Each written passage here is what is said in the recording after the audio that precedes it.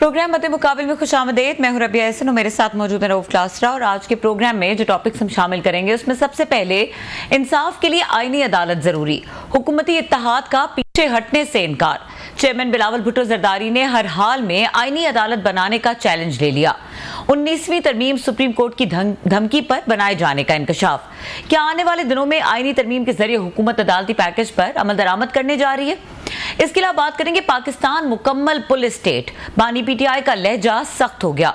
मुल्की हालात को परवेज मुशर्रफ और जियाउल हक के मार्शल लॉ से भी सख्त करार दे दिया। DGISI की तैनाती पर भी अहम बयान दे दिया। इसके अलावा बात करेंगे आइन बनाने वालों ने इलेक्शन कमीशन को इदारा बनाया, वो चाहें तो खत्म कर सकते हैं। आइन बनाने वालों की दानाई होती है। चीफ जस्टिस काजी फाइज ईसा ने इलेक्शन ट्रिब्यूनल केस के दौरान समात पर अहम रिमार्क्स दिए, इसके ऊपर डिस्कशन करेंगे। इसके अलावा बात करेंगे नैब ने BRT प्रोजेक्ट में मुल्की तारीख की सबसे बड़ी रिकवरी का दावा कर दिया। 170 अरब के करीब बचत, कॉन्ट्रैक्टर के आलमी सालिसी अदालत के दावे भी खारिज। इसकी अहम डिटेल्स क्या हैं ये आपके साथ शेयर करेंगे। और हमें डिस्कशन के लिए ज्वाइन कर रहे हैं सीनियर रहनुमा पाकिस्तान पीपल्स पार्टी नदीम अफजल चंद साहब, उनको वेलकम करेंगे। अस्सलाम वालेकुम चंद साहब। जी वालेकुम अस्सलाम। अच्छा नदीम अफजल चंद साहब, पहले तो बहुत शुक्रिया आपने हमारे लिए वक्त निकाला। आज हमने देखा कि बिलावल ने सिंध बार एसोसिएशन से खिताब किया, अहम उन्होंने बातें की, बड़ी उन्होंने एक लाउड किस्म की दबंग तकरीर की। अच्छा, ये जो उन्होंने एंडोर्स किया है इस आईनी तरमीम को, बावजूद इसके कि हमने देखा है कि नंबर्स पूरे नहीं हो रहे और कोई तरीकाकार नहीं निकल पा रहा, ऐसी सिचुएशन में उन्होंने कहा है कि मैं तो 100% इसको जुडिशल रिफॉर्म्स कहता हूँ और मैं इसके हक में हूँ। क्या टेक है आपका इस पे?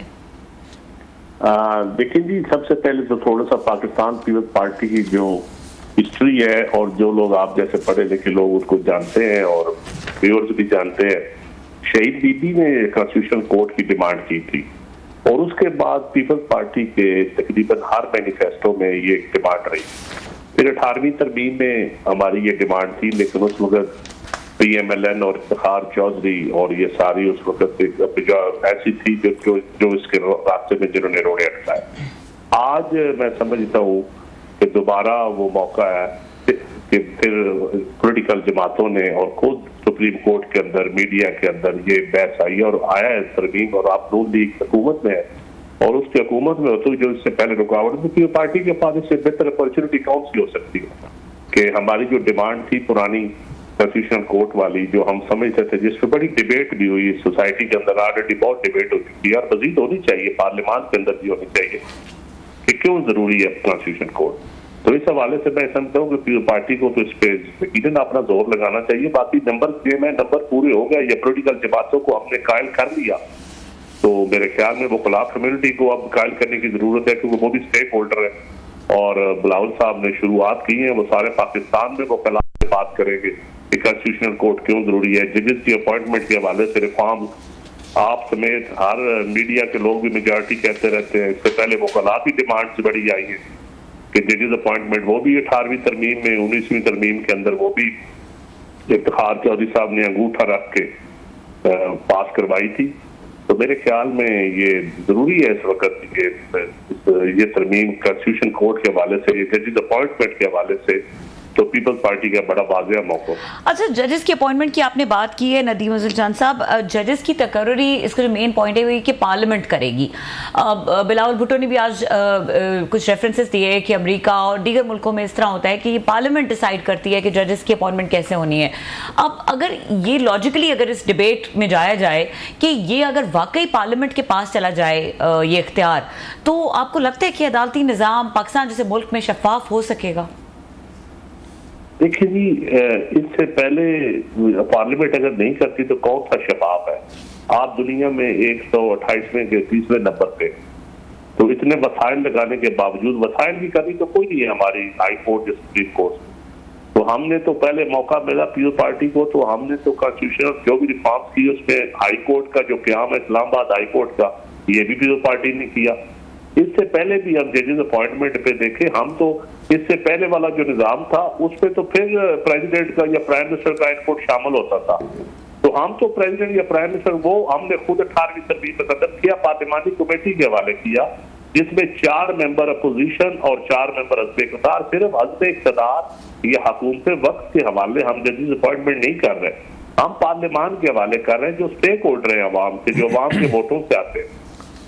आप ये क्वालिटी ऑफ पार्लियामान के ऊपर डिबेट आप कर सकते हैं, लेकिन आप इस तरीकाकार पे डिबेट मेरे ख्याल में आपको हमायत करनी चाहिए सारी सोसाइटी को कि हमारी इससे पहले चैम्बर्स के जजेस, चंद हाई कोर्ट का जो चीफ जस्टिस होता है या वो कोटा लेता है, फिर सुप्रीम कोर्ट का जज कहता है मेरे बंदे नाम डालो दो, कोई सदर कहता है मेरे बंदा एक डाल दो, चैम्बर्स पे आ जाते हैं, मैं क्या बकौलाद मैं नाम नहीं देता, बड़े बड़े सीनियर रिश्तेदारियां आप देख लेना फैमिलीज के अंदर। आप पुराने वसीम अहसन शाह से, खोसा से, साकिब निसार से शुरू होते हैं, आपको फैमिली डोमिनेट नजर आती है जजेस के। तो मेरे ख्याल में जजेस की अपॉइंटमेंट पे बड़ी एक तफसीलन गुफ्तगू होनी चाहिए, इस पे डिबेट होनी चाहिए। आप अपने पड़ोसी ममालिक में जजेस अपॉइंटमेंट का तरीकेकार देख लें, डेवलपिंग कंट्रीज का, डेवलप्ड कंट्रीज का देख लें, तो मेरे ख्याल है जो आइडियल है, क्योंकि अदल निज़ाम अदल ठीक होगा तो आपकी जमहूरियत भी मजबूत होगी, आपके मुआशरे में जो लोग रोते हैं अपने हकूक के लिए, वही ये सारी चीजें उस वक्त हल हो सकती हैं जब आपका जुडिशियल सिस्टम एक मजबूत होगा। जी चंद साहब बहुत शुक्रिया सर, आपने टाइम निकाला, बड़ी अहम बातें आपने रीजनेबल लॉजिकल की हैं, लेकिन 2-3 सवालात उठते हैं सर। आपने कहा कि जुडिशियल सिस्टम ठीक होगा तो मुल्क भी ठीक होगा, बिल्कुल ठीक कह रहे हैं, आइडियली तो ये कुछ होता है, लेकिन हमने देखा है कि यहाँ पे तो जो अदालत ये मेरे हक़ में फ़ैसला कर दे वो बहुत अच्छी है, आपके हक़ में कर देगी तो मैं कहूँगा ये तो चमक का नतीजा है। आपको याद होगा मैं चमक क्यों कह रहा हूँ। तो यहाँ तो इस तरह चलता है, नवाज शरीफ साहब के हक़ में आ जाएगा तो आप लोग कहते थे जनाब ये उनके साथ मिल गए। बेनज़ीर भुट्टो साहब ने कई दफ़ा कहा था कि लाहौर के वज़ीर आज़म को ये इंसाफ मिल जाता है, उनकी असम्बली बहाल हो जाती है, मेरी असम्बली लड़काने वाले वज़ीर आज़म की नहीं होती। तो यहाँ पे तो अगर यही कुछ होता, जैसे खान साहब आजकल जो हैं वो अदालतों के खिलाफ हैं क्योंकि वो समझते हैं अदालतें हुकूमत के साथ मिली हुई हैं, तो ये कंसेंसस कैसे पैदा होगा कि जनाब सुप्रीम कोर्ट जो है वो सबको वो ये पसंद होगी। मुझे तो नहीं याद पड़ता इन 20, 25, 30 सालों में जब से इस्लामाबाद आया हूँ कि किसी एक हुकूमत ने कहा हो, किसी एक अपोजिशन ने कहा हो कि हाँ ये अदालत ये जजेस ठीक हैं। सर इसको कैसे एड्रेस करेंगे आप? देखिए जी खलासा साहब, बड़ी सीधी सी बात है, इससे पहले अदलिया जो थी हमेशा वो एस्टैब्लिशमेंट के साथ सेम पेज पे होती थी और पार्लियामान उसके उल्ट खड़ी होती थी। छोटे सूबों की जो आप बात करते हैं तो आप देख लें बलूचिस्तान, सिंध या KPK के साथ हमेशा सुप्रीम कोर्ट का रवैया कैसा रहा, ये हिस्ट्री देख लें। शहीद मोहतरमा बेनज़ीर भुट्टो ने जो जो बातें की है आज तारीख में साबित हुई है कि सारों में वजन था। लाहौर के साथ, लाहौर के वज़ीर आज़म के साथ भी रवैया और रहा है, ताकतवर ईवानों के साथ उनका रवैया और रहा है। अब तो सारे लोग मानते हैं कि कौन क्या कर रहा है, आपको सामने चीजें खुल के आ गई है। साकिब निसार की टेप्स के बाद, सयूम की टेप्स के बाद, ये सारी चीजें अब तो सोशल मीडिया का दौर है, अब तो वो ढकी छुपी चीजें रह नहीं जाती। नई नस्ल को तो आपने तो बीबी के डायरेक्ट इंटरव्यू सुने या डायरेक्ट बातें सुनी है, नई नस्ल को तो पुरानी बातें अब जाके साबित हो रही हैं कि वो ठीक थी। ये बात ठीक है कि जिसके हक में हो वो उस वक्त कहता है, अदलिया के साथ खड़ा हो जाता है जिसके खिलाफ हो, लेकिन अल्टीमेटली हमने इसको कहीं पे तो रोकना है ना। अब साकिब निसार साहब का दौर था तो वो PTI के हक में था, उस वक्त वो रिफॉर्म नहीं करने दे रहे थे। जब इफ्तिखार चौधरी का दौर था वो नून लीग के हक में था, वो नहीं रिफॉर्म करने दे रहे थे। इसी तरह जिस तरह पुराने अदवार आते रहे तो वो हमेशा एस्टैब्लिशमेंट के हाथों रही है जुडिशरी। अब वक्त आया है, अगर एस्टैब्लिशमेंट को ये एहसास हो गया है कि आप रिफॉर्म कर लें तो मैं समझता हूँ कि हमें इस चीज को एप्रिशिएट करना चाहिए कि आज एस्टैब्लिशमेंट रोड़े नहीं अटका रही। सर वो इसलिए भी मैं आपकी सारी बात काट रहा हूँ, मैं सॉरी आपकी बात कर रहा हूँ, शायद एस्टैब्लिशमेंट इसलिए भी रोड़े नहीं अटका रही होगी, शायद उनको इसमें दिलचस्पी भी हो कि जनाब कि अगर 3-3 साल यहाँ पे एज लिमिट बढ़ जाती है तो इसमें तो सबको फ़ायदा है, सारे चीफ्स जो हैं वो कवर हो जाएंगे, सरकारी मुलाजमीन, सिविल, मिलिट्री, जजेस, ये सारे जितने भी ग्रेड 1 से 22 तक। तो एस्टैब्लिशमेंट तो इसलिए रोड़ा नहीं अटका रही, वो तो चाह रही होगी कि बिल्कुल जी गो अहेड प्रोसीड इट। और मेरी तो खबर ये भी है कि शायद जो डिबाकल हुआ है अभी ये तरामीम पे, उस पर खुश भी नहीं है कि आपने मिस हैंडल किया, गलत तरीके से मामला किए हैं जिसकी वजह से कंट्रोवर्सी बढ़ गई है। सर उन्हें तो कोई मसला नहीं इन तरमीमों से, they could be the beneficiaries. खलासा साहब दो बातें हैं, देखिए अगर आप ये दो चीजों को आप मिक्स कर रहे हैं, उम्र के जजेस की उम्र या किसी और की उम्र, वो पॉइंट आपका वैलिड है। मैं तो समझता हूँ कि एक्सटेंशन का काम खत्म होना चाहिए इस मुल्क में, पॉलिटिकल जमातों के अंदर भी रहा है। आप इन चीजों को उन चीजों के साथ मिक्स न करें।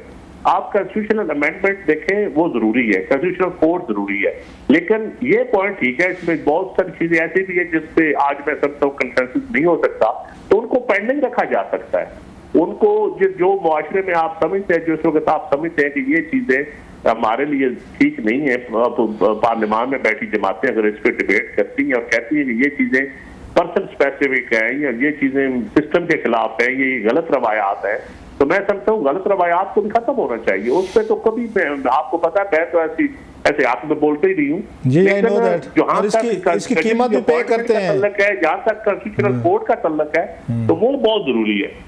अच्छा सर, ये बताएं, अभी आपने बात की कि जो बात ठीक भी है कि जजेस के अपॉइंटमेंट के वक्त कोई कहता है जी मेरा बंदा रख लें, चलें जी 5 सीटें हैं तो जी बांट लेते हैं, 1-2 बार वाले रखा लेते हैं क्योंकि उनके मेंबर हैं, एक लॉ मिनिस्टर रखवा लेता है, एक चीफ जस्टिस साहब, तो इस तरह बंदर बांट हो जाते, फेयर इनफ। लेकिन हमने ये देखा है सर कि अगर आप ये सिस्टम करते भी हैं, जो कि होना चाहिए फेयर इनफ, कि आपकी पार्लियामेंट सुप्रीम है और यहीं से नॉमिनेशन सब कुछ, लेकिन आप लोग नहीं करेंगे, जो हुकूमत होगी वो फिर वहाँ पे अपने हाउस में नहीं इसी तरीके का करेगी का पोजीशन, और आपके लोग जो मतलब एक पीपल्स लहर फोरम का जनाब, कि आपके भी तो ग्रुप्स हैं वकला में, एक इंसाफ जो फोरम है, इमरान खान साहब का ग्रुप है, हामिद खान साहब वाला है जो उनको हट, ऐसे नवाज शरीफ साहब के ग्रुप्स हैं, तो हर कोई तो अपने अपने ग्रुप्स को, वकीलों को, वो बार के सदूर को साथ मिला के वो तो उनके बंदे रखेंगे जो कल को हमारे लिए प्रॉब्लम पैदा ना करें। सो ये पोलिटिसाइजेशन तो हो जाएगी, पार्लियामेंट में आएंगे तो तमाम तीनों पार्टी, इमरान खान साहब होंगे या नवाज शरीफ साहब या आपके ये बिलावल साहब, तो आप लोग अपने बंदे नहीं वहां पे इंडक्ट करेंगे सर? राजा साहब, आप जितना पार्लियामान को या पार्लियामानी कमेटी को जितना आप कवर करते रहे सर, बहुत कम तजिया नगार होंगे जिन्होंने वो रिपोर्टिंग की होगी जी। आप बेहतर समझते हैं कि पार्लियामान के अंदर जब कमेटी सिस्टम ओपन होता है, हाउस ओपन होता है, उसमें कितनी चीजें मनूवर होती है, हमेशा जो इन कैमरा चीजें होती हैं उनमें मनूवरिंग होती है। आप पार्लियामान के अंदर जब चीजें ओपन हो जाएगी, जब डिबेट्स होंगी, यकीन जानिए ये मुल्क के लिए, कौम के लिए बहुत बेहतर हो। मैं जाती तौर पे समझता हूँ, और मैं आज से नहीं, मैं तो 15 साल से कह रहा हूँ जुडिशियल रिफॉर्म्स होनी चाहिए।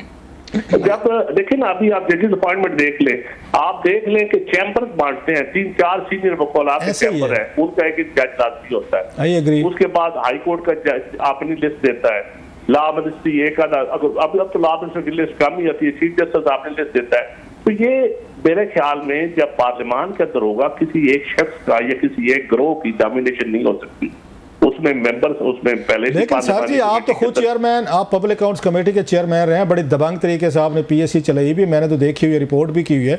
लेकिन ये भी तो पता होगा जब वोटिंग का टाइम आता है हमेशा हुकूमत के बंदे ज्यादा होते हैं, मतलब अगर 12 मेंबर्स कमेटी है तो उसमें वो उनकी कोशिश होगी कि जनाब के 8 तो हमारे बंदे होने चाहिए, तो फिर आप अपनी मर्जी के बंदे को, उनको जजेस को अपॉइंट करवा लेंगे। कॉन्स्टिट्यूशनल अमेंडमेंट में ये जो चीज रिपोर्ट हो रही है कि हर पार्लियामानी कमेटी का एक बंदा होगा, मैं समझता हूँ कि अपोजिशन और हस्ब इक़्तिदार की डिवीजन वो पार्लियामानी कमेटी की जिस तरह पहले थी, बराबर नुमाइंदगी थी, ये बात आपकी ठीक है।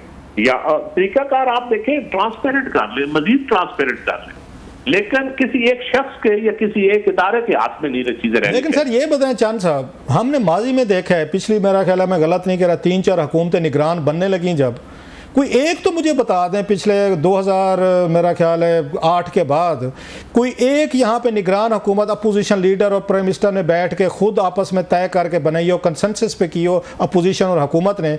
हमेशा या वो इलेक्शन कमीशन के पास जाते हैं, आपकी कमेटी बनी हुई है सर, कमेटी के पास जाता है, वहाँ कंसेंसस नहीं होता, पहले अपोजिशन और उसका ये वज़ीर आज़म का नहीं होता कि कौन वज़ीर आज़म होगा, कैबिनेट क्या होगी, उसके बाद वो रेफर किया जाता है कमेटी को, सर आपकी कमेटी है हाउस की, वहाँ पर फिर नहीं होता सर। इसके बाद एक ब्यूरोक्रेट को भेजा जाता है इलेक्शन कमिश्नर साहब को कि आप हमसे ज़्यादा अच्छे समझदार हैं, हम जो हैं यहाँ पे 25 करोड़ का जो दावा करते हैं, हम इस काबिल नहीं है कि हम 3-4 अपॉइंटमेंट्स बैठ के कंसेंसस से कर लें। अल्टीमेटली एक ब्यूरोक्रेट जो है 22वें ग्रेड का रिटायर, वो फैसला करता है कि इस मुल्क की निगरान हुकूमत क्या होगी। तो आपका क्या ख्याल है, जजेस के अपॉइंटमेंट पर राजी हो जाएंगे सारे के सारे, ये कर लेंगे सारी इत्तेफाक? देखिए, आप हर मामले में देखें, कोई सदा इसी तरह जमहूरियत नहीं रहनी, ना पॉलिटिकल सिस्टम इस तरह, ना हमारी क्यादतों में इस तरह कंप्रोमाइज रहना है। पॉलिटिकल जमातों के अंदर भी जमहूरियत आएगी और आवाजें तवाना होंगी, लेकिन अल्टीमेटली तो हमें पार्लियामान को 73 के आइन के तहत जमहूरियत में हमने सदारती निज़ाम भी चला के देखे हैं। 32 साल इस मुल्क में सदारती निज़ाम चला है, अभी पार्लियामानी निज़ाम आपने चलाना है तो आपने छोटे सूबों को, छोटे इलाकों की आवाज को भी सुनना है, आपने गवादर, बदीन या राजनपुर के बंदे को भी सुनना है, तो उसकी आवाज पार्लियामान में मौजूद तो है। अब ना बोले तो ये अवाम बंदा ऐसा चुने ना जो बोल सके, जो ताकतवर हो, जो अपनी आवाज बुलंद कर सके। ये अब आवाम का भी इम्तिहान आएगा। सिस्टम के अंदर खराबियां तो हैं, हमारे सियासतदानों के तो पल्ले है कुछ नहीं, हम इलेक्शन कमीशन के जिम्मे लगा देते हैं या और कमेटियों के जिम्मे लगा देते हैं, वो इस वजह से कि हम खुद कंप्रोमाइज हैं, हम खुद नाअहल हैं बहुत सारे मामलों में, हमारी कमजोरियां हैं जिस वजह से हम ब्लैकमेल होते हैं, ये बात ठीक है। अच्छा सर, आपने जो बातें कह रहे थे बड़ी मतलब ideally I agree with you, और आप अपनी ब्लंट गुफ्तगू की वजह से हमेशा अपनी पार्टी के अंदर भी आपको प्रॉब्लम है, खान साहब के साथ थे वहाँ भी कैबिनेट में आपको प्रॉब्लम हुआ, आपने वहाँ से भी ऑनरेबल तरीके से क्विट किया, कोई नहीं छोड़ता था, आपके पूरे घर वाले भी नाराज़ हो गए, सब कुछ हमने देखा। अभी भी पार्टी आपसे कभी कभी नाराज़ हो जाती है, बैन कर देती है, अभी आपने टीवी पर नहीं जाना, वो सब कुछ हमने देखा है, आपने भुगता भी, एस्टेब्लिशमेंट भी आपसे नाराज़ रही है। ये बताएं कि माजी में हमने देखा है सर कि ये पावर थी प्राइम मिनिस्टर के पास कि अपनी मर्जी का चीफ जस्टिस भी लगा सकते थे, अपनी मर्जी का आर्मी चीफ तो अभी भी लगाते हैं। बेनजीर भुट्टो साहब ने चीफ जस्टिस ये सजाद अली शाह साहब को लगाया था कि जनाब की सिंध से हैं, चले उन्होंने नवाज शरीफ साहब की हुकूमत को रिस्टोर नहीं किया था, 93 वाली जो जस्टिस वो नसीम हसन शाह साहब वाली वो थी, तो फिर वो भी तो आपकी पार्टी के खिलाफ हो गए थे, खड़े हो गए थे, और उन्होंने बेनजीर भुट्टो साहब की हुकूमत तोड़ने पर उनको एंडोर्स कर दिया था। नवाज शरीफ साहब ने हर दफ़ा अपनी मर्जी के उन्होंने वो लगे आर्मी चीफ लगे, उन्हीं के हाथों डिसमिस हुए, जेल में गए। जुल्फ़िकार अली भुट्टो साहब ने उन्होंने जनरल ज़िया को 7वें नंबर से लगाया, वो जो कुछ हुआ हमारे सामने। सो ये माजी में तो इतनी एब्सोल्यूट पावर्स थी आपके पास, इसके बावजूद बंदे ऐसे हैं जिन्होंने पूरा सिस्टम डिरेल किया, प्राइम मिनिस्टर भी हैंग हुए, जेलों में गए। तो अब क्या इससे डिफरेंस बनेगा कि प्राइम मिनिस्टर या आपकी पार्लियामेंट अपनी मर्जी के बंदे लगा लेगी? पीपल्स पार्टी ने कभी अदलिया पर हमला तो नहीं किया ना, बेशक जो भी हुआ सजाए मौत भी हुई, हमने हुकूमतें भी गई, लेकिन हमने कभी अदलिया पर चढ़ाई नहीं चढ़ी। हमने कभी धरना डी चौक में पार्लियामान के सामने या सुप्रीम कोर्ट के सामने धरना नहीं कभी दिया। लेकिन मैं समझता हूँ कि अल्टीमेटली जो पाकिस्तान पीपल्स पार्टी की इस वक्त सोच है, वही सोच मैं समझता हूँ दूसरी पॉलिटिकल जमातों में अगर पनप रही है तो ये बेहतर मुस्बत एक सोच है। तो मैं समझता हूँ पीटीआई समेत तमाम जमातों को एंगेज करके पार्लियामान, देखिए खिलाफत साहब हमारी हिस्ट्री तो अच्छी नहीं है बहुत सारे हवालों से, ये आपकी बात ठीक है, लेकिन हमने उन चीजों से सीखना भी तो है, उन चीजों को हमने बेहतर भी तो करना है, उन चीजों से अपॉर्चुनिटी से, उस क्राइसिस से हमने अपॉर्चुनिटी भी तो आगे गेन करनी है।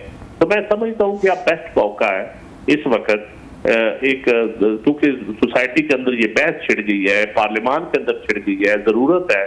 तो इस वक्त बहुत सारी चीजें बैठ के पॉलिटिकल जमातें, पीपल्स पार्टी यही कोशिश कर रही है कि तमाम पॉलिटिकल जमातों के साथ एंगेज करके पार्लियामान के अंदर बहस हो और फिर ये चला जाए। और कॉन्स्टिट्यूशन अमेंडमेंट, जजेस अपॉइंटमेंट, कॉन्स्टिट्यूशन रिफॉर्म्स आप कह लें, आप जुडिशियल रिफॉर्म कह लें, लेकिन बहुत सारी चीजों पे जिन पे इतराज है उन पे बहस की जा सकती है, उनको मॉडिफाई किया जा सकता है, मजीद मॉडरेट किया जा सकता है। आपसे बड़े अरसे बाद क्योंकि बात हो रही है तो लिहाजा एक मैं थोड़ा सा कोई फरवरी मार्च की एक बात पूछ लूँ कि ये खान साहब से या अडयाला जेल में मुलाकातियों की एक लिस्ट आई थी, तो उसमें एक नदीम अफजल नाम भी था, तो हम तो सब एक ही को जानते हैं। ये आप थे कोई बिलावल भुट्टो साहब का पैगाम रसानी, ये कौन थे? आप नहीं थे? मुझे अगर मुलाकात करने दी जाए तो मैं तो जरूर करूंगा, मुझे कोई अफवाह नहीं है, मैं पॉलिटिकल लीडरों से मिलने से ना कभी डरता हूँ। तो मैं जब जरदारी साहब जेल में थे तो मैं प्राइम मिनिस्टर का स्पोक्स पर्सन था, तो मैंने इमरान खान साहब कहा मैंने जरदारी साहब को मिलने जाना, उनका जाए आप, लेकिन उस वक्त जनरल फैज ने मुझे नहीं मिलने दिया था, जरदारी साहब पेंस में थे। तो मैं बात सुने, वो मैं नहीं था, वो जेल के कोई नदीम अफजल साहब है, मैं नहीं। मतलब हमसाए हैं आपके, कुछ ज्यादा दूर आप भी नहीं है ना सर? मतलब नहीं, मैं हमसाए हैं, नदीम अफजल तो है नहीं। अच्छा आज मतलब आपने कहा कि जनरल फैज ने मना कर दिया था कि जरदारी साहब जेल में है, नदीम अफजल चांद साहब नहीं मिल सकते, अल्लाह का करम, मतलब क्या कहना, कारमा कहना चाहिए। आज वो बेचारे खुद बस देख ले, मैंने खुद मैसेज किया था, आज भी मेरे पास मैसेज महफूज है। तो मैंने जनरल फैज को मैसेज किया, मैंने कहा मैं प्राइम मिनिस्टर से मैंने इजाजत ली है, तो प्राइम मिनिस्टर कह रहे हैं आप मिल लें, तो आप मुझे मिलने में फैसिलिटेट करें। तो उन्होंने क्या जवाब दिया था? उन्होंने क्या जवाब दिया था? बस उसने क्या जवाब दिया था, उसने आगे गोली करवा दी। तो आप वैसे क्योंकि डेमोक्रेट आदमी है, अगरचे ये थोड़ा सा मुश्किल सवाल है लेकिन आपसे किया जा सकता है, बहुत सारे लोग तो ये जो सुन रहे होंगे वो कहें कि नदीम अफजल चांद साहब को क्या जरूरत थी DGISI से पूछते जब उनको प्राइम मिनिस्टर ने अलाउ कर दिया था? नहीं, आपको पता है कि जेल में मुलाकात उनकी मर्जी के बगैर नहीं हो सकती। तो सर आप जाते नहीं, नदीम भाई आप जाते जेल हुकाम को कहते मैंने मिलना है, वो कहते नहीं मिलने देते। नहीं सर, आप प्राइम मिनिस्टर को रिपोर्ट करते, आप प्राइम मिनिस्टर को रिपोर्ट करते कि सर मुझे नहीं मिलने दिया गया। मैं प्राइम मिनिस्टर अपने MS को कहे कि नदीम की मुलाकात करवाओ, इससे कोई बड़ी पावर है। और नहीं हुई मुलाकात? नहीं हुई मुलाकात। प्राइम मिनिस्टर इमरान खान ने MS को कहा कि नदीम अफजल की मुलाकात करवाओ। ये इतने जनरल फैज इतने पावरफुल थे उस दौर में कि प्राइम मिनिस्टर की। एक सवाल चल साहब कि क्या फिर जब आपकी मुलाकात नहीं हो सकी तो बानी पीटीआई को पता चल सका था कि आपकी नहीं मिल सके, जनरल फैज इंटरवीन? मैंने खुद बताया था। तो उनका क्या कहना था सर? चुप कर गया था। चलो इतनी, ये तो फिर खान साहब ठीक कहते हैं कि मैं बेबस था, जनरल फैज और जनरल बाजवा चला रहे थे। तो अब आजकल बानी पीटीआई ये क्रिटिसाइज करते हैं कि मुझसे मिलने नहीं दिया जाता लोगों को और मुलाकात नहीं करने दी जाती, तो he knows the process from inside, फिर हैरत किस बात? नहीं, बिल्कुल पता है उनको पता है, बिल्कुल पता है। अच्छा सर, आप जो भी इक़्तिदार की सीढ़ियां ऊपर चढ़ के जाता है, इस्लामाबाद में जो पहुंच जाता है, फिर हुकूमत के अंदर जो दाखिल होता है उसको तो फिर सारी चीजों का पता खुल के आ जाता है कि कौन कितना पावरफुल है, किसके पल्ले क्या है। अब अगर आपको मिलने का, आपने कहा है कि आप इमरान खान साहब से मिलने दिया जाए तो मिल लेंगे, तो आप एक रिक्वेस्ट तो उनको डाल सकते हैं, और जब अगर आप उनसे मुलाकात करें। मेरी पार्टी अगर कहेगी, मेरी पार्टी कहेगी तो मैं जरूर मिलूंगा। नहीं तो आप पार्टी से नहीं, आप अपनी पार्टी से इजाजत नहीं ले सकते बिलावल साहब से, जरदारी साहब से, जैसे आपने इमरान खान से ले ली थी सर? हमारी डिस्कशन ये साहब कुछ बातें जो कबल वक्त करनी चाहिए। अच्छा चलें, एक मतलब है, हम अज्यूम करते हैं आपकी मुलाकात होती है खान साहब से, आप उनके कैबिनेट में रहे और आपने हमेशा बड़ा एक अच्छा म्यूचुअल रिस्पेक्ट रखी है, उस वक्त बात करते थे। आपको जब कैबिनेट में था, मेरी बात सुनिए, आज सारी कैबिनेट मौजूद है सर, पूछ ले, मैं कहता था सियासी लीडरों की नकलें ना लगाएं, सियासी लीडरों को अच्छी जबान इस्तेमाल करें, पॉलिटिकल लोगों से डायलॉग करें, पॉलिटिकल लोग बड़ी पार्टियों से डायलॉग जरूर करें ताकि छोटी पार्टी हुकूमत चलाने में ब्लैकमेल ना करें।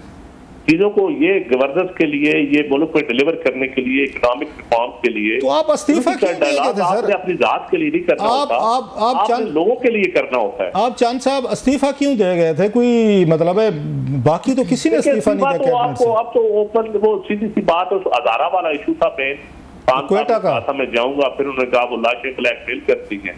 उस वक्त बहुत सारे वज़रा, मैं उनका नाम क्या लूंगा, मुसीबत में एक दो, इसलिए मैं उनके नाम नहीं लेता, उन्होंने कहा नहीं जी नहीं, आपको नहीं जाना चाहिए। तो ब्रिगेडियर एजाज शाह ने मुझे सेकंड किया था कि जाना चाहिए, ब्रिगेडियर एजाज शाह ने कहा कि जाना चाहिए। तो बाकी जो वो नहीं गया, उसके बाद उन्होंने कहा बुज़दार की तारीफें करें, बुज़दार की जो तारीफ नहीं करता, जो हज़ारा के ऊपर टो नहीं करता, उन्होंने कहा जो मेरी पॉलिसी को टो नहीं करता वो कैबिनेट से रिजाइन करते हैं, डेमोक्रेटिक वे है। तो मैंने कहा ठीक है जी, मैंने दूसरे दिन जाकर रिजाइन किया। उन्होंने कहा मैंने आपसे तो इस्तीफा नहीं मांगा। मैंने कहा जी आपने कैबिनेट में कहा था ना जो मेरी पॉलिसी को टो नहीं करता वो रिजाइन कर दिया, तो मैं नहीं आपकी पॉलिसी को टो कर सकता। ये जो आपकी कन्फ्रंटेशन वाली पॉलिसी है, जो आपकी इस तरह की पॉलिसी है, वो पार्लियामान के अंदर देखिए, मैं असद कैसर साहब आज हैं, असद कैसर साहब को मैं कहता था कि आप प्रोडक्शन ऑर्डर जारी करें, असद कैसर साहब मुझे कहते थे यार वजीर आजम से पूछ के बताओ, वजीर आजम, तो मैं कहता था आप स्पीकर हो, आप खुद कुछ इनिशिएटिव लो, फिर वजीर आजम। तो वजीर आजम ने नहीं कहा कि मैं जनरल फैज से पूछ के बताऊंगा मैं।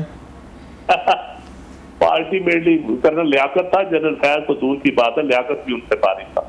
नहीं, उन पे वो कहते पार्लियामेंट को कर्नल लियाकत साहब चलाते थे, जो बातें आती हैं उनके नाकदीन कहते हैं, चलाते थे, हाजिरियां लगाते थे लोगों की हाजिरियां पूरी करते थे। ये MNAs की स्पीकर और सेक्रेटरी के चैम्बर में बैठे होते थे।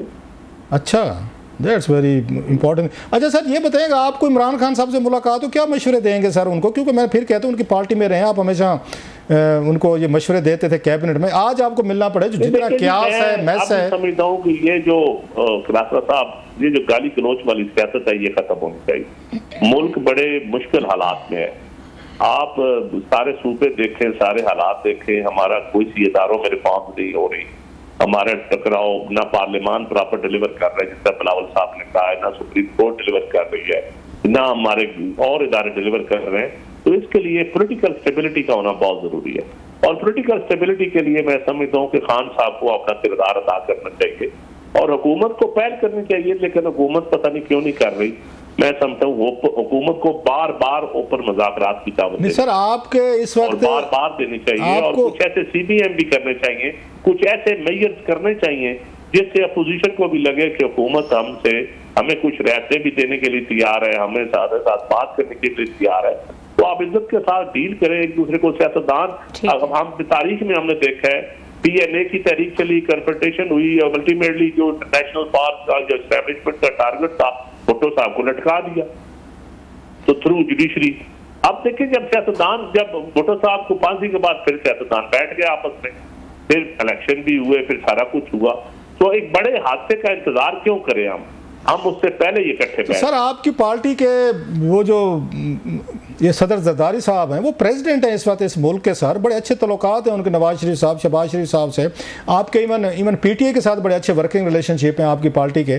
तो यहाँ जरदारी साहब इनिशिएटिव क्यों नहीं लेते कि वो बैठ कर हुकूमत को भी और अपोजिशन को भी वो बिठाएं? अपोजिशन का इमरान खान साहब का ये क्लेम है जी मेरे 8 फरवरी के सारे इलेक्शन चोरी कर लिए, हमारी 30-35 सीटें खा गए खवातीन की, हमारे साथ ज्यादतियाँ की हैं, हमारी वो वापस करें फिर हम बातचीत करेंगे।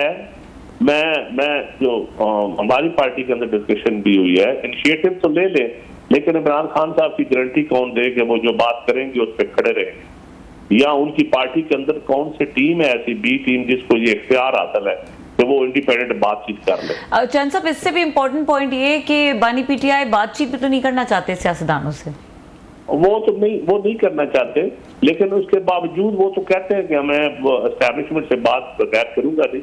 मैं समझता हूँ यही उनकी कमजोर पॉलिसी है। चलें सर, बहुत शुक्रिया आपका, थैंक यू वेरी मच, आपने ज्वाइन किया सर, ग्रेटफुल।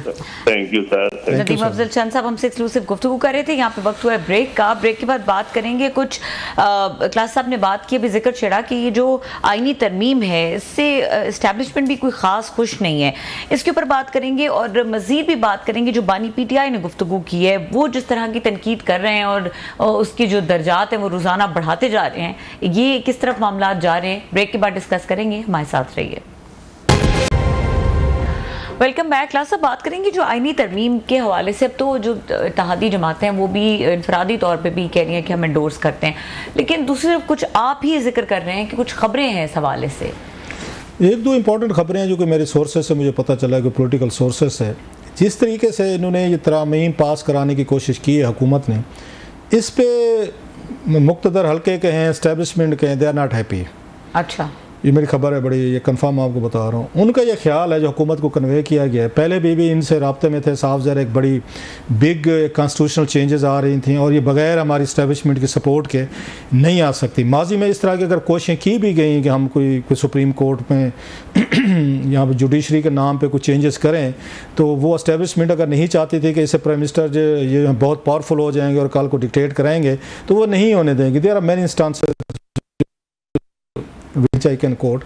आपकी दफ़ा दे रहे थे, दीगर भी कह रहे थे कि एस्टेब्लिशमेंट चाहती थी कि ये मैं थ्रू हूँ फॉर वट एवर रीति थी कि ये मैं थ्रू हूँ फॉर वट एवर रीजन्स। आपने देखा भी होगा कि आपको कहीं से कोई एस्टेब्लिशमेंट का कोई रुकावटें डालते नज़र नहीं, अगरचे यहाँ पे आपको पता है गॉसिप्स और मतलब ह्यूमर मॉन्गरिंग तो चलती रहती है, कोई ना कोई साजिशी थ्योरी तो हम ढूंढ ही लेते हैं कि नहीं जनाब के कुछ लोग चाहते थे, नहीं चाहते थे, इसलिए शायद मौलाना साहब को आखिरी लम्हे पे कहा गया जी आप पीछे हट जाएं, हुकूमत इससे ताकतवर हो जाएगी, बला बला चीज़ें। लेकिन आप ये देखें कि इसका फ़ायदा सबको हो रहा था। ये तरमीम जो आ रही थी उनको एतराज़ इस बात पे है कि आपने ये 90 और कोई 100 के करीब तरमीम का पैकेज पूरा तैयार कर लिया। मतलब कौन इस पे आप एक जाके आप इस शिक पे उन पॉलिटिकल पार्टी से बात करेंगे, या तो आपके पास अपने नंबर्स पूरे हों, अपनी पार्टी के हों ना, चलें पीपल्स पार्टी और नवाज लीग के, अगर इनके पास पूरे 232 या जितने भी बनते हैं 24-26 जितने भी बनते हैं वो पूरे नंबर्स हैं, फिर तो आप अपनी मर्जी का 100 करें या 150 करें, जैसे लास्ट टाइम इन्होंने उस 18वीं तरमीम पे किया था 2010 में। अब जब आपके पास नंबर नहीं है तो आपको इतनी बड़ी आपको 100 का पूरा पलंदा बनाने की क्या ज़रूरत है? जो ऑब्जर्वेशन दी गई है, आप सीधी एक दो तरमीम करते और सीधी लेकर जाते, पहले अपने लाइस से बात करते, उनको एतमाद में लेते कि भाई साहब एक ही तरमीम चाहिए थी, जिससे आपने वो कहते हैं 1 तीर से 2-4 शिकार जो भी करने थे, कि हुकूमत को इस वक्त सूट करता है कि मौजूदा एस्टेब्लिशमेंट भी कंटिन्यू करे और मौजूदा चीफ जस्टिस भी कंटिन्यू करें। इसी पे कंट्रोवर्सी है ना सारी के जनाब। इस वक्त नाम तो आ रहा है इनका, ये काजी साहब का आ रहा है, और काजी साहब ने अपने आप को जो अगर जिस तरीके का उन पर इल्ज़ामात लगे हैं या अलाइन किया है कि जनाब को हुकूमत के साथ खड़े हैं, खान साहब जो कहते रहते हैं, तो उनका ये ख्याल था कि आपको एक ही तरमीम देनी चाहिए थी कि 3 साल के लिए हम सब की सर्विसेज की एज बढ़ा रहे हैं। और बताया जाता है कि भुट्टो साहब के शायद दौर में, if I am not wrong please correct मी, तो ये 55 साल उम्र थी, इसको बाद में वो 60 किया गया, क्योंकि आपकी एवरेज एज जो है ना पाकिस्तानियों की वो बढ़ती गई, एक्सपेक्टेंसी जिसे कहें या लाइफ जो थी वो आपकी एवरेज लाइफ जो थी वो बढ़ती गई, तो उसके साथ साथ उन्होंने एज भी बढ़ाई, तो 55 से 60 की कि वो कहते हैं 60 से अब 63 कर दें, 3 साल बढ़ा दें, तो आप ग्रेड 1 से लेके ग्रेड 22 तक सबकी बढ़ा दें अक्रॉस अक्रॉस द बोर्ड जितने भी लाखों आपके एम्प्लॉइज़ हैं, उसकी और भी वजूहत थी, फाइनेंशियल इशूज़ थे। अच्छा, ये तजवीज़ आज की भी नहीं है, मैं ये बताऊँ, जनाब मुशर्रफ के दौर में भी है, ये हर दौर में तजवीज़ आती रही है कि आपको यकदम पेंशनर्स जो हैं उनका जब पैसा देना पड़ता है, ग्रेजुएटी पेंशन, ये तो इतना बड़ा पैसा बनता है जो हुकूमत पाकिस्तान के पास नहीं होता, then they have to borrow from the banks on commercial rates. तो IMF इनको ये तजावीज़ इस तरह की देती रही है कि आप इनको इस बर्डन से निकलने के लिए थोड़ा सा लोगों को सैलरी पे रखें, लोगों को सैलरी पे रखें, सारा पैसा जो आपको निकालना पड़ता है देना पड़ता है, तो ये नहीं होना चाहिए। इस पर बड़ी डिबेट आज की नहीं है, पहले की है, ये लोग बहुत सारे जानते हैं इस मसले को। सो उनका ख्याल था कि आपको फिर जजेस की करनी है तो 65 से उनकी 68 हो जाएगी वहाँ पे, और जो मतलब आपके मिलिट्री अफसरान हैं जो भी हैं तो वो उनकी भी वो 3-3 साल जाएगी। तो वो सबको कवर कर रहे थे, ये सरकारी अफसरान भी कवर हो रहे हैं 1 से लेकर 22 तक, आपके सिविल मिलिट्री या आपके जजेस सारे हो रहे थे।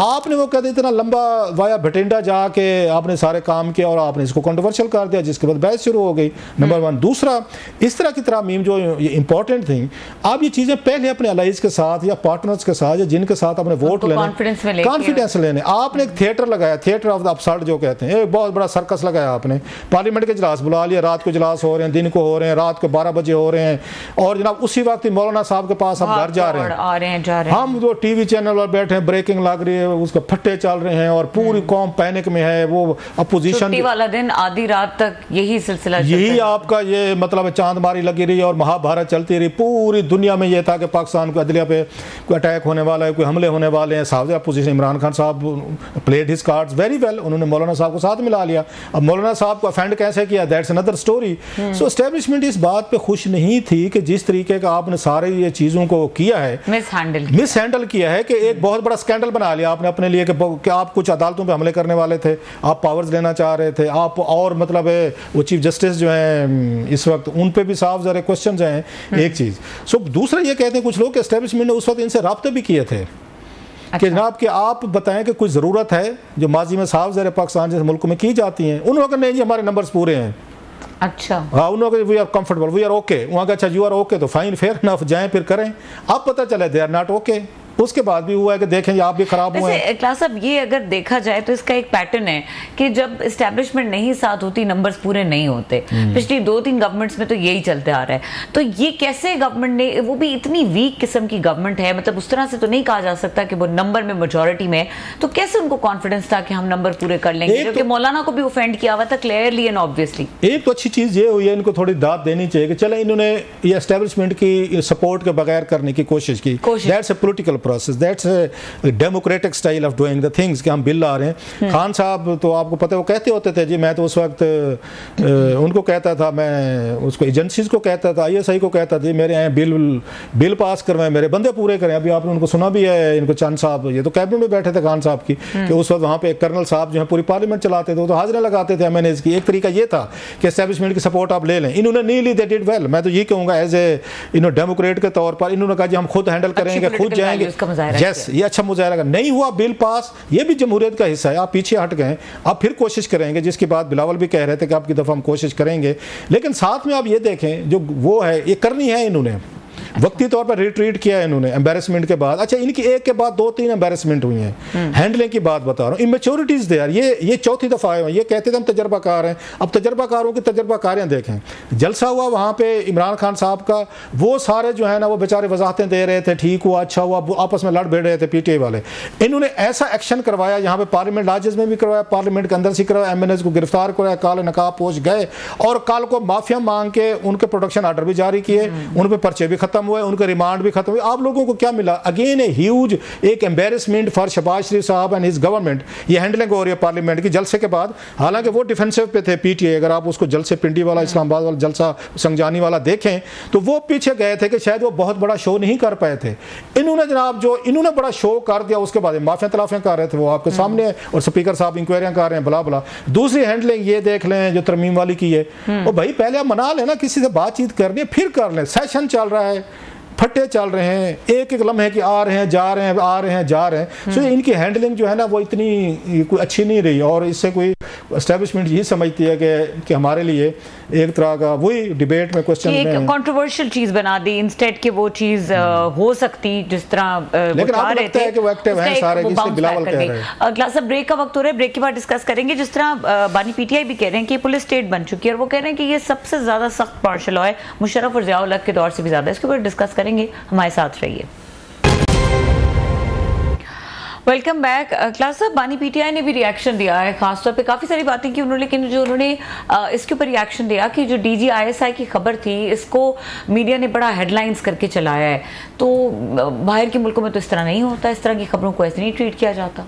खान साहब की एक तो बड़ी क्वालिटी है, पोजीशन में होते हैं तो सारे बाहर के मुल्कों की मिसालें देते हैं। कोई उठा के देख लें पोजीशन में, कोई ऐसा दुनिया का मुल्क नहीं होगा जिनका मैं नाम भी नहीं सुने जो खान साहब ने ना बताऊं कि वहाँ पर ये कुछ होता है। जब पावर में आते हैं तो फिर वही कुछ हो रहा है। सुन ही लिया था आपने अभी, मैं फिर वो रेफर करूँगा नदीम अफजल चंद साहब से कि ये प्राइम मिनिस्टर उनको इजाज़त दे रहे हैं कि जाएँ जरदारी साहब से मिल लें जेल में, तो वो कह रहे हैं जनाब DGISI कह रहे हैं आप उनसे नहीं मिल सकते, और नहीं मिलने दिया। उन्होंने फिर रिपोर्ट के प्राइम मिनिस्टर को बताया, उन्होंने MS को कहा, मिलिट्री सेक्रेटरी को, कि मुलाकात करवा दो। उन्होंने कहा नहीं जनाब जनरल फैज साहब नहीं मानते। ये तो खान साहब के अपने दौर की बात है। अब उसके बाद खान साहब के पूछना चाहिए कि बाकी मुल्कों में जब आप ये वज़ीर आज़म थे, कि बाकी मुल्कों के वज़ीर आज़म के साथ भी वहाँ का जो होता है सीक्रेट एजेंसी का MI6 हो, KGB हो, मोसाद हो, CIA या जो भी दुनिया भर राव वगैरह हो, तो वो भी इसी तरीके से प्राइम मिनिस्टर के आर्डर्स उठा के साइड पर कर देते हैं कि नहीं जनाब सॉरी फलां बंदा प्राइम मिनिस्टर के आर्डर्स पर नहीं मिल सकता। ये again having said all this, मेरा ख्याल उनका एक तरह का मैच्योर कमेंट है। उन्होंने बर्दाश्त किया होगा बहुत ज़्यादा, ये भी बता दूं बड़ी मुश्किल से कोई उन्होंने सख्त बात नहीं निकाली। आई एम हैप्पी कि कम से कम उन्होंने हमारे पे डाल दिया, मीडिया पे डाल दिया कि मीडिया जो है ना ये हाइप क्रिएट करता है, ये बड़ी बड़ी बातें करता है, नहीं तो नॉर्मल सी एक अपॉइंटमेंट है। यही रोना तो हम रोते थे बहुत सारे कि भाई साहब ये नॉर्मल की ही अपॉइंटमेंट्स हैं, इनको बिग थिंग जो है हम नहीं बनाते, आप बनाते हैं। 6 अक्टूबर 2021 को जब जनरल फैज़ को हटा के जनरल नदीम अंजुम साहब को लगाया गया था, वो हेडलाइन हमने तो नहीं बनाई थी, वो तो प्रेस रिलीज उन्होंने ISPR ने जारी किया कि जनाब बाजवा साहब ने लगा दे, इमरान खान साहब और प्राइम मिनिस्टर ऑफिस ने नहीं एंडोर्स किया। तो खबर तो वहाँ से लग गई थी कि प्राइम मिनिस्टर और आर्मी चीफ जो है वो DGISI के मामले में फटा पड़ गया है। नंबर 1 आपकी दफ़ा जो कल अगर आप देखें तो उन बैरिस्टर गौहर साहब ने और रऊफ हसन साथ खड़े थे, उन्होंने बड़ा अच्छा तबसरा किया, मुझे तो पसंद उन्होंने कहा भाई हमारा कोई तल्लुक नहीं। जब यहाँ पे वो लग रहे थे नदीम अंजुम साहब उस वक्त फटा हुआ, जब जन आसिम मुनीर साहब आर्मी चीफ लग रहे थे फिर फटा हुआ। आपकी अगर उन्हें ये समझ आ गई है कि इन तैनातियाँ नॉर्मल सी हैं, रूटीन की हैं, तो ये वेलकम है। इमरान खान साहब को वेलकम करना चाहिए, उनको वेलकम करना चाहिए कि उन्होंने अच्छा बयान दिया कि हमारे पे डाल दिया, ये मीडिया का कसूर है। ठीक है, क्लास ऑफ प्रोग्राम का वक्त खत्म हो गया, देखने के लिए शुक्रिया, इजाजत दीजिए, अल्लाह हाफिज।